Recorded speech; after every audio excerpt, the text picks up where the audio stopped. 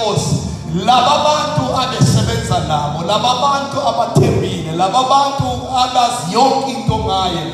Kodwa iBhayibheli lisitshela ukuthi ngaleso sikhathi sokugcina sika Jesu bonke bamshiya bahamba. Alibonke igama lenkosi.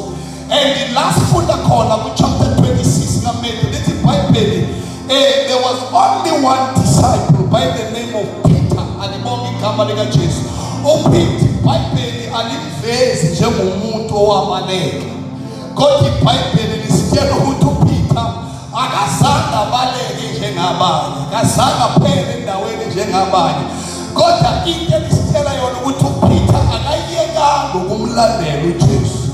Kodwa into ayenza uPeter wanciphisa ispeed sokumlandela uJesu, wa-create space between kwakhe kanye noJesu. Ingakho lithi iBhayibheli Peter follow Jesus at a distance. Kodwa yena akazange yeke ukumlandela. Kodwa iBhayibheli liyakunaka ukuthi uPeter waqhubeka nokumlandela uJesu.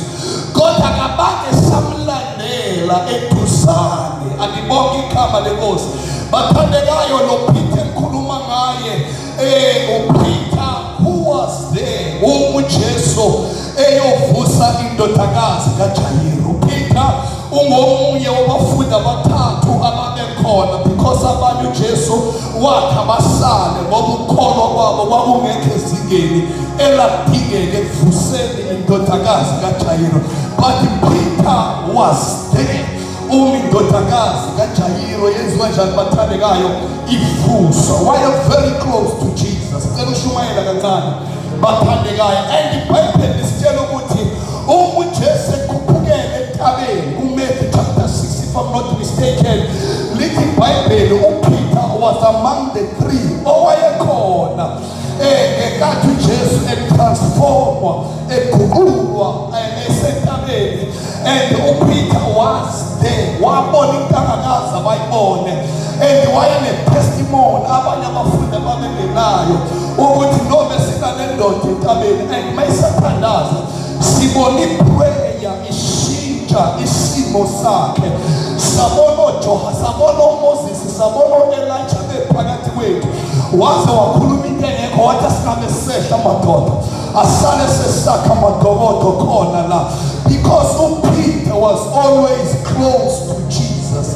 And Peter is one of the disciples bathandekayo owathi uma ethi Jesu akwelele ngaphesheya lithi iBhayibheli bangena emkhunjini bonke boyi-12 kodwa bathi bakuvuka isiphepho olwandle lithi izwi kaNkulunkulu Peter uyena yedwa among the 12 owathi uma uwena Nkosi sono ngiphume ngihlangabeze. Bathandekayo lithi iBhayibheli waphuma Peter wahamba phezu kwamanzi because Peter was always close to Jesus. Alibonke igama lenkosi. Bathandekayo uPeter wakhona uJesu engena emzini waseBethesda kukhona indoda eyayihlezi khona for 38 years ingasakwazi kwenza lutho. Peter was there. Alibonke igama lenkosi. uJesu engena abazalwane emzini wakaMartha kanye noMaria umfowabo wabo bakaLazaro. uPeter bekhona Shabadai bekhona uPeter bathandekayo eseduzane. uJesu ekhipha ama-instructions susani uPeter bekhona. uPeter bekhona uma 5,000 wabantu befuna imiracle wathi uJesu khuluma nini nayo because uPeter bekhona. Bathandekayo uPeter bekhona uJesu eboshwa ngamakataba ekhutshwe yayibapristi wathatha inkemba wamshayile bisonto. uPeter bekhona. uPeter was always close. uPeter was always there. But it came a season in the life of Peter where we see Peter following him but at a distance. I have a problem this afternoon. Check the distance between you and the Lord. Check the distance. Are you still following I want to close very soon. I want to close very soon. Ake ube honest ekuphenduleni lo mbuzo ukuthi how is your following? Ngoba iyo into esibizelo yona. Umuntu Jesu ufuna ukususa ukuphila kwakhe.